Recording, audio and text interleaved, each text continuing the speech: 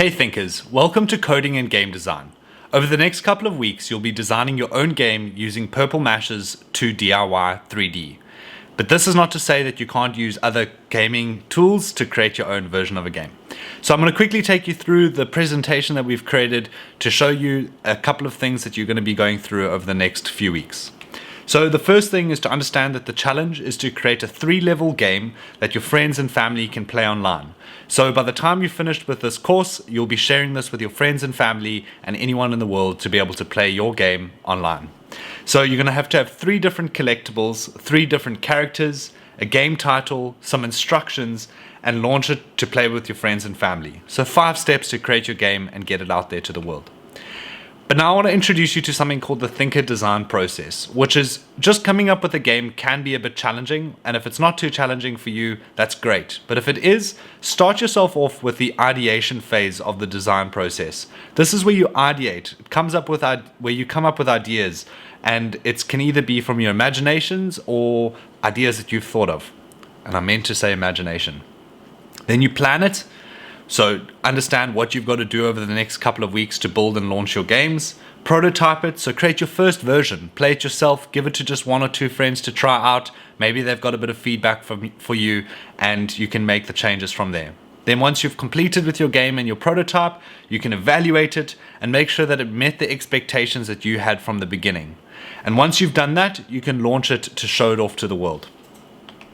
So a couple of things to be looking at will be an introduction to the game design on 2DIY Purple Mash and a few other little things there. So once you're on Purple Mash, on the top search bar, I want you to type in 2DIY 3D. Once you've typed in 2DIY 3D, you'll see a folder, and this folder contains a whole bunch of different things for your game. So this includes different games that other people have made so that you can go and test out and try.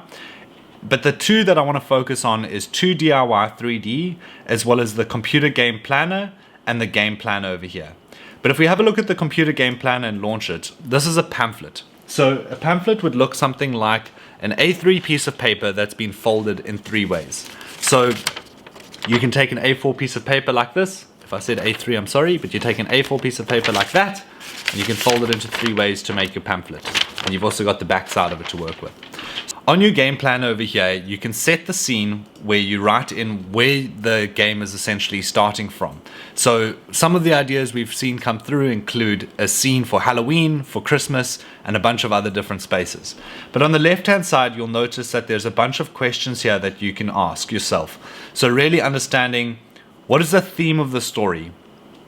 Understand the instructions. So how do people play? How many points do they win? How do they achieve a different level? And how do they lose lives? So ask yourself these questions. And if you open up your pamphlet with the purple button on the bottom right, you'll see that you can open it right up so that you can add photos and a range of other things. And if you press the big green button on the bottom, you'll see that it'll take you to the back of your pamphlet. If you exit the game plan over here, and you now head over to 2DIY 3D, you can launch that, where I just want to show you 1 or 2 cool things. So you want to always select My Game, which has got the more advanced stuff within it. And within this, you're able to add a whole range of things. So you can add a wall surrounding your entire game like this, so that no one can escape. If you make a mistake like I've just done, you can use the eraser, and you can click on the wall again to add the wall in. On the left-hand side, you can add in these tokens to collect, as well as the baddies. And you can actually edit what these baddies look like by pressing this button over here, and you can change it to a vampire as an example.